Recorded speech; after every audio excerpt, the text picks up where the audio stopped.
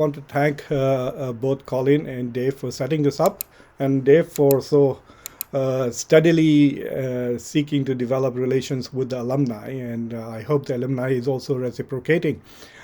So today, what I intend to do essentially is very simple. I'm not giving an outline for a book or for a major article. What I intend to do is give you a briefing on where the war is, what its geopolitical and other consequences are. And I will also talk about certain things that you probably are not hearing on the mainstream media, perspectives from outside the Western world, and also perspectives from outside the broad general corporate media that we all are forced to suffer these days. So what I intend to do basically is talk about 12 major consequences. I will start with the most recent ones, and then I will talk about some of the consequences which have been systemic. So what are the 12 geopolitical and systemic consequences of the Russian invasion of Ukraine?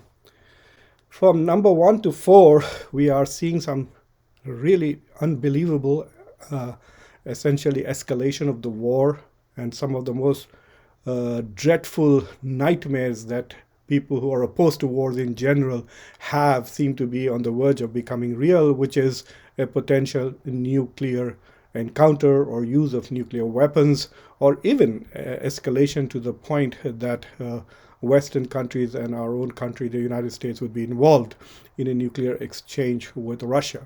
So some of the developments that have happened in the past few weeks is that even as Putin was annexing the 4 provinces that are more or less under Russian control, about 15% of Ukrainian territory, most of them on the east that connect with ultimately with Crimea, Ukraine launched a counteroffensive. The political goal of the counteroffensive essentially was to prove to Western countries that when they are given counteroffensive weapons, they are capable of delivering. So the point that the Ukrainian military was trying to make is give us more weapons and we will defeat Russia. And they succeeded in taking some cities on the border of the annexed territory, and also making a lot of strides in the south, especially near Kherson area. But unfortunately, the obvious humiliation that Putin suffered as a result of this reversal of the progress of war. And on top of that, if you see in the picture that you see the bridge that connects Russia with Crimea was recently attacked, which Russia has interpreted as a terrorist attack because it's an attack on apparently civilian infrastructure. And so it has triggered a lot of escalated responses from Russia.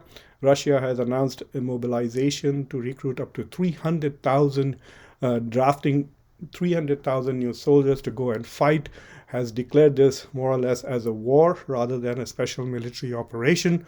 And on top of that, it appears that some of the victories of Ukraine are actually turning the public opinion tide in the favor of Putin. So now you can see that a segment of Russians, while they're completely opposed to the war and running away from the mobilization, you can also see that there is a vociferous constituency emerging that is supporting Russian war and demanding that Ukraine be punished. We are also seeing for the first time open protests, especially in the ethnic minority republics inside Russia, especially Dagestan. The issue of nuclear weapons is now becoming far more serious. The discussion is will he or will he not? And it appears that if Putin is faced with a conventional or kinetic defeat, he is most likely going to use tactical nuclear weapons to ensure that Russia does not lose. And all the efforts that the US and its Western allies are going to put in ensuring that there is a conventional defeat of the Russian army will also probably guarantee the Russian use of nuclear weapons. The scenarios are many. The most I don't know if any of the scenarios are acceptable at all, but the least dangerous ones are that Putin will explode a nuclear weapon maybe a few thousand feet above Kiev, or in an extremely remote part of Ukraine, signaling his intention, and that would lead to Ukraine ending the war or surrendering. But if the war continues, then it's going to be anybody's call. Will Russia then continue to drop nuclear weapons in populated areas and on Ukrainian infrastructure, and how will the U.S. respond? General Petraeus, a retired military general who was also the director of the CIA, went on CNN and essentially said that if Russia were to use nuclear weapons, then in his view, the United States will. I don't know how he knows that we will do this, but he feels that the US will destroy the entire military of Russia, which is in the Ukrainian territories, and will also sink the entire Russian fleet, which is in the Black Sea. I don't know. Maybe General Petraeus knows more than what all of us know, but that is the most, shall we say, most specific and clear threat that has come from the US side, which is unofficial. Biden has insisted that there is a much likelihood of a nuclear exchange taking place, but he has not told us what he would do if Russia will use nuclear weapons. In fact, there are other things that Russia could do, use a cyber attack which can have the same impact as WMDs, or use chemical and biological weapons. And right now, G7 is meeting today, and NATO is also having a meeting, and it's quite possible that they are discussing possibilities of how the West will respond to use of nuclear weapons. So this is the scenario that has emerged in the last basically 72 hours. This war is not going to end soon, and it appears that Russia has a lot of incentive to drag it deep into the winter. Already you can see the cost of fuel has gone up, and even though many of the richer Western countries, European countries, are ready with increasing their essentially stockpiles of energy, the cost is definitely going to push Europe into recession. I don't know how many of you are aware that technically the US has also entered recession. We have had 2 negative GDP growths in the last 2 quarters, so technically we are in a recession. And with OPEC's reduction of oil quotas, you should anticipate very close to November, the midterm elections, the prices of oil again shooting up to $4.5 a gallon in the East, and probably close to $5 in California.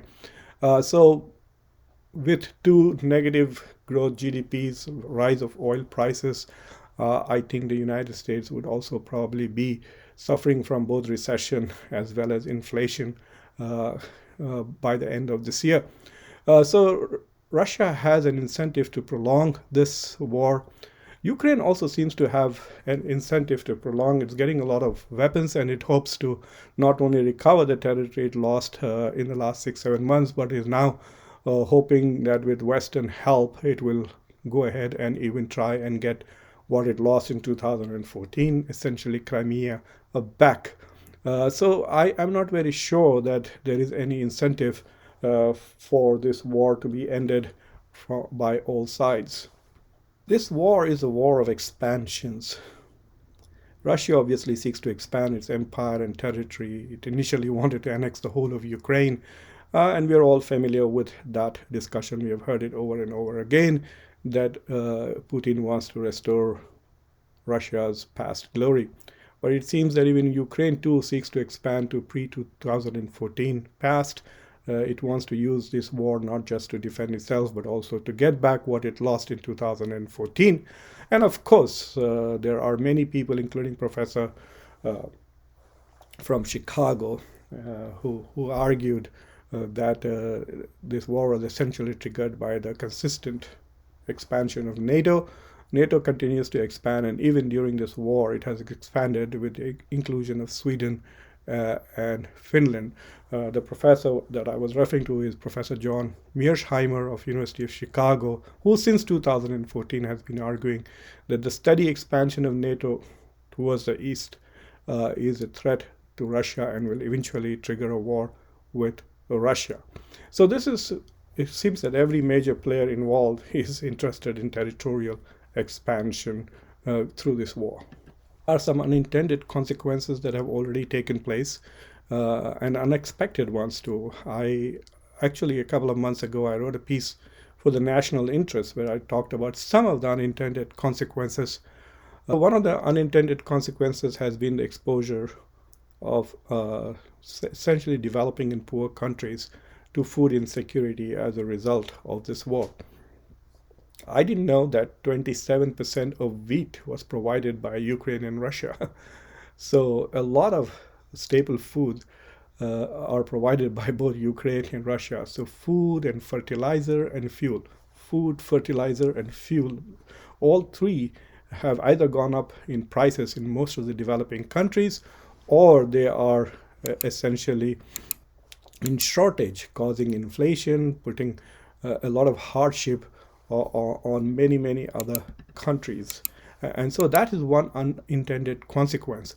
But the way the West responded to it, essentially demanding that developing countries and poor African countries sacrifice their national interest to protect European interest and to protect US grand strategy in Eastern Europe, has also raised a lot of interesting conversations, which are essentially in South-South forums, that is that the West apparently wants us to make sacrifices while they don't want. So while Germany and other European countries can continue to buy energy from Russia, the US was demanding that third world countries, developing countries, poor countries stop doing that, especially India and countries in Africa, stop buying wheat, etc., from helping Russia, while Europeans, of course, would live a comfortable life even during the war. So those kind of issues have also exacerbated the situation, and there are unintended consequences.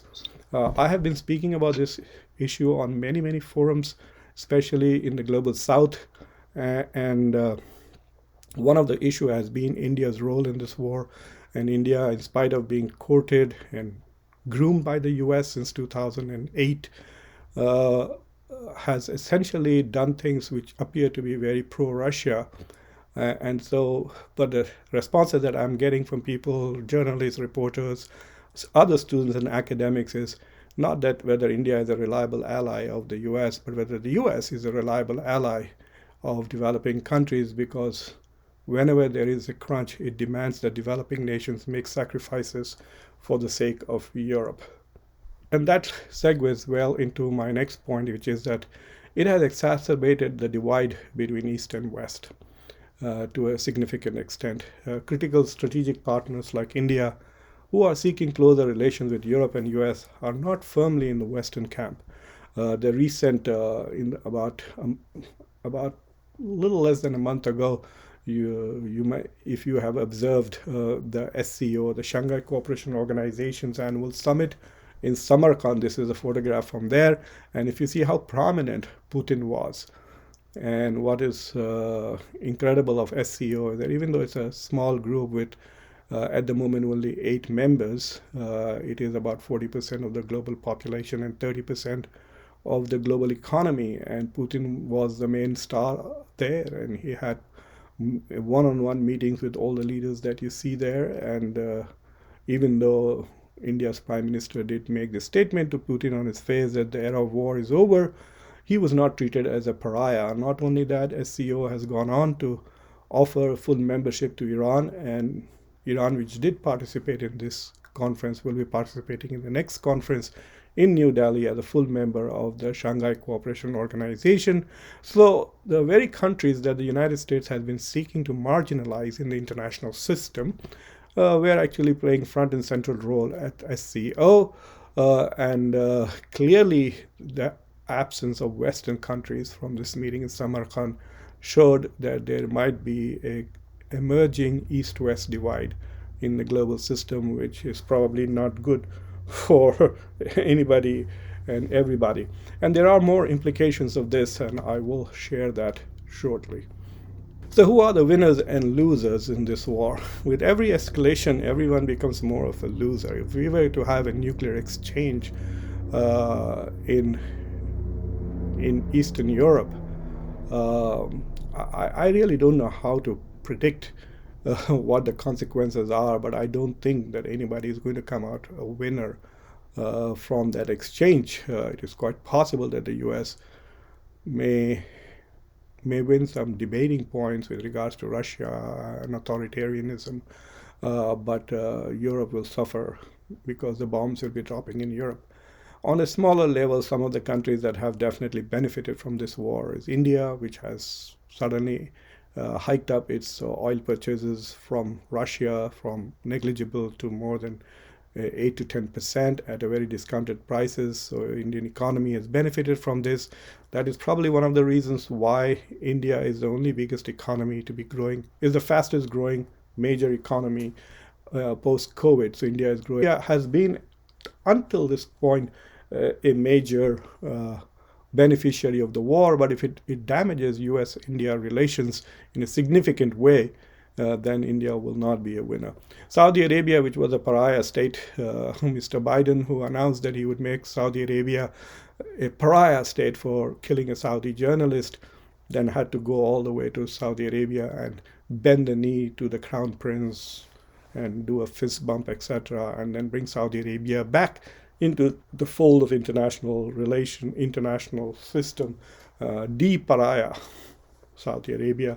And then Saudi Arabia responds by cutting OPEC production, announcing that they're going to cut down production by 2 million barrels a day, and that will definitely jack the prices of oil back up again to over 100 very quickly. Kazakhstan is one of the winners come out. It looks as if Kazakhstan is the only Central Asian country with security ties to Russia which is not willing to toe the Russian line, and so there is this added respect for Kazakhstan's diplomacy that it is willing to stand up to Russia, at least in diplomatic terms. Turkey, which had become very anti-West, now Turkey's role is highly appreciated in the war in Ukraine, both militarily. It has done more than its share. It has done more than Germany for the Ukrainian defense. Turkey's drones had played havoc with the Russian army, especially in the defense of Kiev in the beginning of the war. Turkey also played a significant role in trying to mediate between the two countries on more than one occasion, a role that the US should have played but did not. And Turkey also helped facilitate the export of Russian and Ukrainian wheat to Africa, essentially. So in that sense, Turkey also managed to change Sweden's foreign policy with regards to Kurds and other refugee issues. And so Turkey has definitely gained significantly from this war. But the losers clearly are Ukraine and Russia. I mean, Ukraine is being destroyed. Nearly 100,000 civilians alone have been killed in the war so far. And of course, Russia is never probably going to be in the short run accepted into the in the world system the same way as it was 2 or 3 years ago.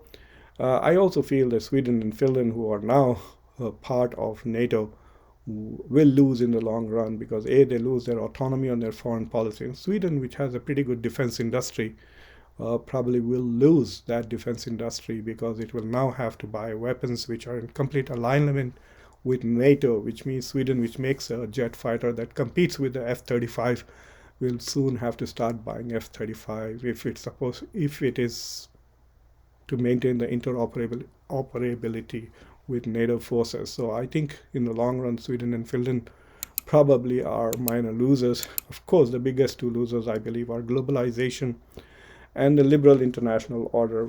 We need to ask the question, what liberal international order? And honestly, what has the UN done? Nothing. And one of the things that the West has done in this war is weaponized international institutions like the trading system, the banking system, especially the SWIFT system. The purpose of having an international system is that all members of the country should benefit from it. Now, increasingly, countries are saying, wait a minute, if we join this international organization, we'll benefit for sure, but anytime we disagree with the US or the West, they will then weaponize that against us. And of course, that same system, for example, India cannot use SWIFT to advance its own geopolitics the way Ukraine is able to use SWIFT to advance its national interests. So those questions have been raised repeatedly, and so there are efforts being made by countries to find alternative ways of doing international trade, so that the Western leverage and control over financial transactions as a result of the trade are reduced. And so you find increasingly India, China, even Saudi Arabia and Russia talking about non-dollar trades. And what you see on the left, the graph that you see, is how countries are also diversifying their national reserves. And so in the past, so more and more countries are beginning to diversify their reserve holdings, which means it is reducing the influence of the dollar in international trade and the capacity of Western countries to fully weaponize those systems for their national interest. Uh, uh, that is one of the consequences.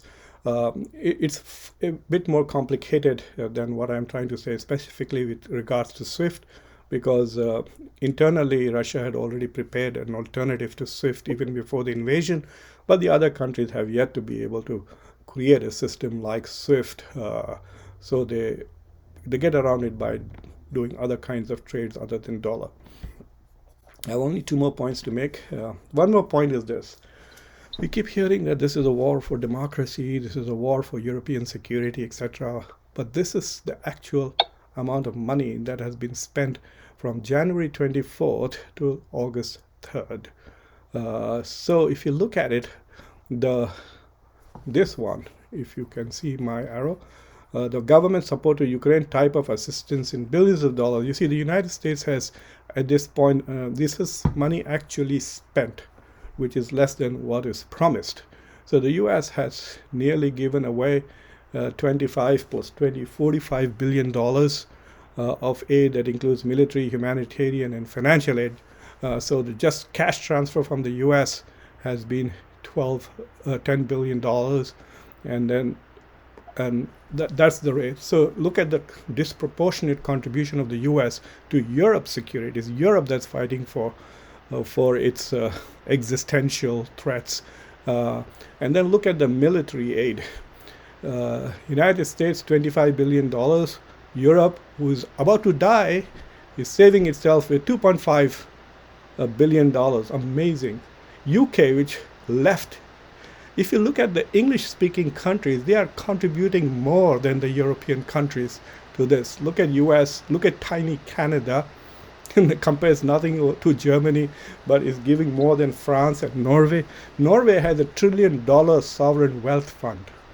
It's not breaking its CDs to help Ukraine. You know, why lose the interest rate that you have at the moment? So I am very curious as to why America, which is supposed to be a democracy, is not having a debate on this, as to how much money and how endlessly are we going to spend. And the more money we give to Ukraine and more weapons we give to Ukraine, the more ambitious Ukrainian defenses becomes. And so it also, which means that we are stuck in. And let me also tell you that the cost of Ukraine's rebuilding is already, estimates have exceeded $1 trillion now, and with the latest assault it will continue. So it's quite possible, if the war doesn't end till the end of winter, then the cost of rebuilding Ukraine will be over $1.5 trillion. And who is going to pay? I would love to have a debate. I hope that in come midterms, as we get closer and closer to midterm elections, we talk about the United States' endless spending in Europe on this war, even as European countries, especially Germany, is not spending anything at all in this war. And I find that very troubling that there is no debate in the United States at all. In fact, you can't even fully get an accounting of how much money we have actually given out. Because if you just Google Biden adds more, you'll keep seeing 25 million, 33 billion, 5 billion, 600 million. There's no place on any of the White House website or the Pentagon where I can show you like this as to actually how much the US has promised to give, and whether there is any discussion of it in the UN, and how much of it has been authorized by the Congress, and how much of it has been just shifted from here to there in the State Department and the Pentagon. So there seems to be no accountability on this issue at all. The only place that you can find some discussion of this is on Conversations, and I have that link there. And yes, I spend far less money than CNN, but I do have far better discussions and more in-depth discussions than what Don Lemon can provide to you on this war or anything else. And my last point is this. I want everyone to ask, why is there no US-led peace process? Usually the US is the first to lead the peace process. Why is the US not creating an alternative pathway to resolving this war other than giving more and more weapons? Because the US wants to win this war with Russia. This is not about Ukraine. This is about US and Russia. And the joke that America will fight Russia until the last Ukrainian is not a joke anymore. It looks more and more like a strategy. And the Ukrainians obviously will fight. It is their country, it is their tradition, it is their future, which is at stake. And I would also like to ask this question: how ethical is U.S. foreign policy at the moment that all it does is give money and weapons to one side without actually finding an alternative peaceful solution? So I have posted a link of Conversations. Do view it, do subscribe to it, and also my article in the National Interest, which talks about the unintended consequences of this war. Now I'll be happy to take questions from all of you or whatever we can. I think I stuck to my time admirably, Dave. You've done great, Muqtedar. We have a number of questions in the chat, so I'm going to turn right to